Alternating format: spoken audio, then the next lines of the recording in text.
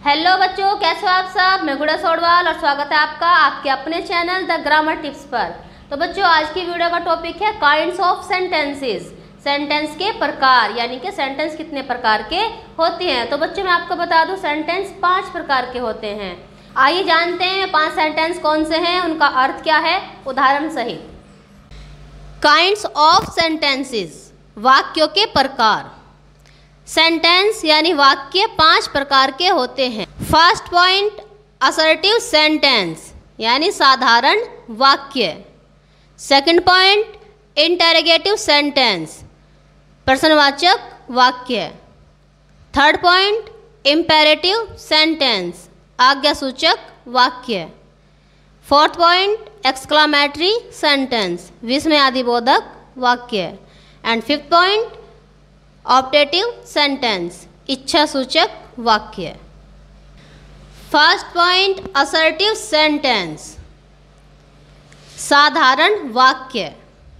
ऐसे वाक्य जिनमें साधारण कथन या सीधी बात कही जाती है असर्टिव सेंटेंस कहलाते हैं। असर्टिव सेंटेंस 2 प्रकार के होते हैं।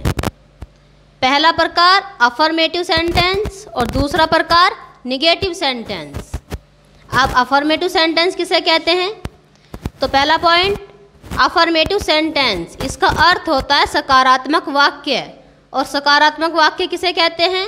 तो ऐसे वाक्य जिनमें किसी बात को स्वीकार किया जाता है सकारात्मक वाक्य कहलाते हैं। जैसे मोहन विद्यालय जाता है, इस वाक्य में स्वीकार किया गया है कि मोहन विद्यालय जाने का कार्य करता है, इसलिए यह वाक्य असर्टिव सेंटेंस का अफर्मेटिव सेंटेंस हुआ।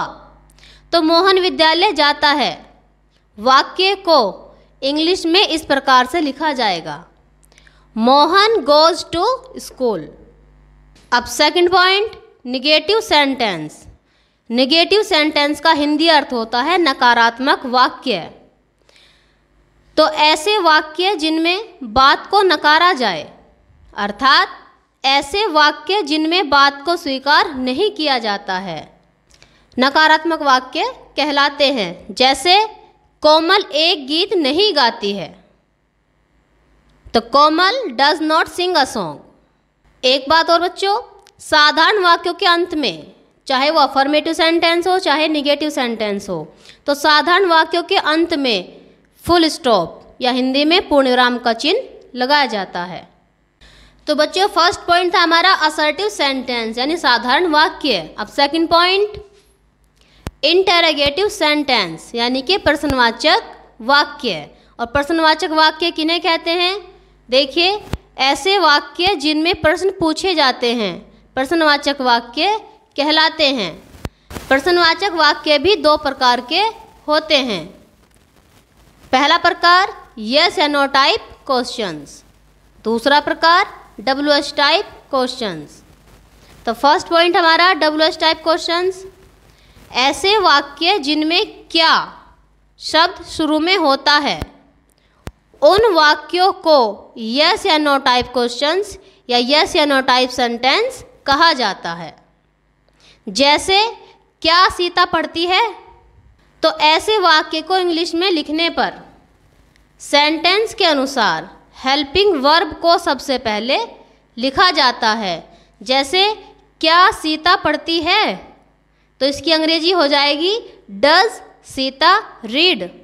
तो बच्चों, सेकंड पॉइंट WH टाइप, ऐसे वाक्य जिनमें प्रश्नवाचक शब्द वाक्य के बीच में होते हैं WH टाइप सेंटेंस कहलाते हैं। जैसे सीता क्यों पढ़ती है, इस वाक्य में प्रश्नवाचक शब्द क्यों वाक्य के बीच में है, इसलिए ये वाक्य इंटरोगेटिव सेंटेंस के WH टाइप क्वेश्चन का माना जाएगा।